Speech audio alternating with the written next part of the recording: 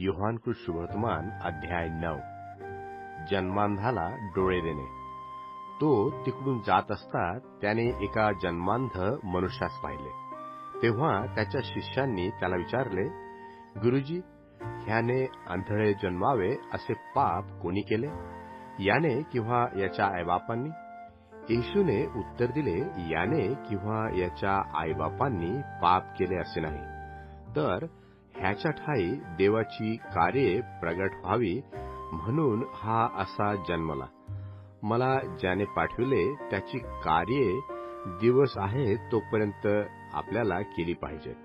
रात्र येणार आहे, तिच्यात कोणाच्याने कार्य करवणार नाही. मी जगात आहे तोवर मी जगाचा प्रकाश आहे. असे बोलून तो भूमीवर थुंकला. थुक्याने त्याने चिखल केला. तो चिखल त्याच्या डोळ्यास लावला आणि त्याला म्हटले, जा, शिलोह म्हणजे पाठविलेला तळ्यात धु.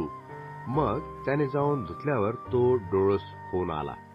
यावरून शेजारी व ज्यांनी त्याला भिकारी असे पूर्वी पाहिले होते ते म्हणाले, बसून भीक मागणारा तो हाच नाही काय? कित्येक म्हणाले, तो हाच आहे. दुसरे म्हणाले, नाही, त्याच्यासारखा आहे. तो म्हणाला, मी तोच आहे. यावरून त्यांनी त्याला म्हटले, तुझे डोळे कसे उघडले? त्याने उत्तर दिले, येशू नावाच्या मनुष्याने चिखल करून माझ्या डोळ्यास लावला आणि मला सांगितले, शिलोहवर जाऊन धु. मी जाऊन धुतले आणि मला दृष्टी आली. तेव्हा त्यांनी त्याला म्हटले, तो कोठे आहे? तो म्हणाला, मला ठाऊक नाही. मग जो पूर्वी आंधळा होता त्याला त्यांनी परुषाकडे नेले. ज्या दिवशी येशूने चिखल करून त्याचे डोळे उघडले तो दिवस शब्बात होता. यास्तव परुषांनीही त्याला पुष्कळ विचारले, तुला दृष्टी कशी आली?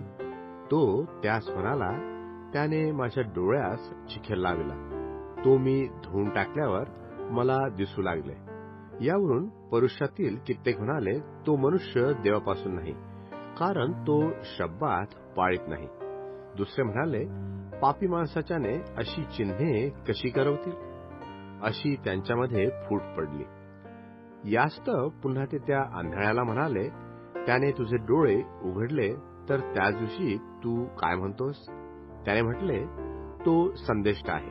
यहुद्यांनी दृष्टी प्राप्त झालेल्या त्या इस्माच्या आईबापास बोलावून विचारपूस करीपर्यंत तो आंधळा असून आता डोळस झाला आहे हे खरे मानले नाही. त्यांनी त्यास विचारले, जो तुमचा पुत्र आंधळा जन्मला म्हणून म्हणतात तो हाच काय? तर त्याला आता कसे दिसते? त्याच्या आईबापांनी उत्तर दिले, हा आमचा पुत्र आहे व आंधळा जन्मला हे आम्हास ठाऊक आहे.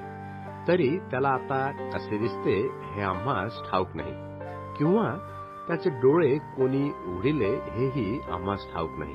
त्याला विचारा, तो वयात आलेला आहे, तो स्वतःविषयी सांगेल.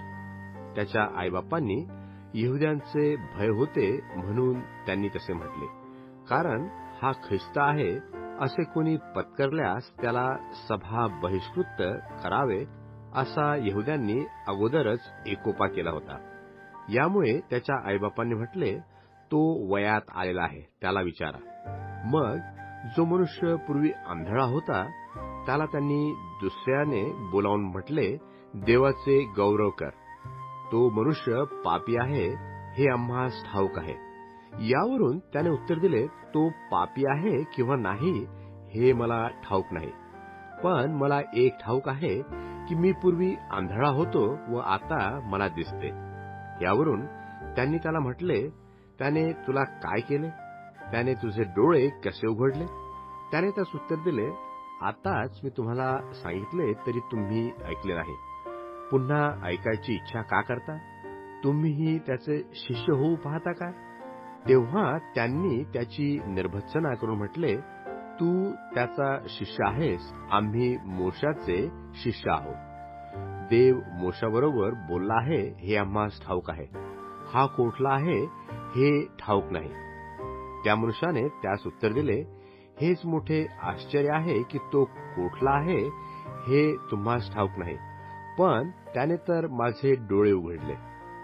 आपल्याला ठाऊक आहे की देव पापिष्ट लोकांचे ऐकत नाही. तर जो कोणी देवभक्त असून त्याच्या इच्छेप्रमाणे वर्ततो त्याचे तो ऐकतो. जन्मांधाचे डोळे कोणी उघडले असे युगाच्या आरंभापासून कधी ऐकण्यात आले नव्हते. हा देवापासून नसता तर ह्याच्याने काही करवले नसते. त्यांनी त्याला म्हटले, तू अगदी पापात जन्मलास आणि आम्हास शिकवतोस काय? मग त्यांनी त्याला बाहेर घालविले. त्यांनी त्याला बाहेर घालविले हे येशूने ऐकले आणि तो आढळल्यावर त्याला म्हटले, तू देवाच्या पुत्रावर विश्वास ठेवतोस काय? त्याने उत्तर दिले, प्रभुजी, मी त्याचवर विश्वास ठेवावा असा तो कोण आहे? येशूने त्याला म्हटले, तू त्याला पाहिले आहे व तुझबरोबर आता बोलत आहे तोच तो आहे.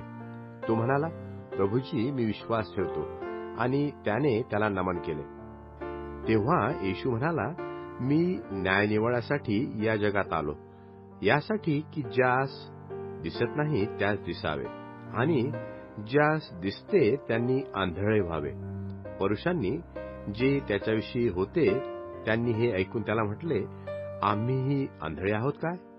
येशू त्यास म्हणाला, तुम्ही आंधळे असता तर तुम्हाला पाप नसते, परंतु आम्हास दिसते असे तुम्ही आता म्हणता, म्हणून तुमचे पाप तसेच राहते.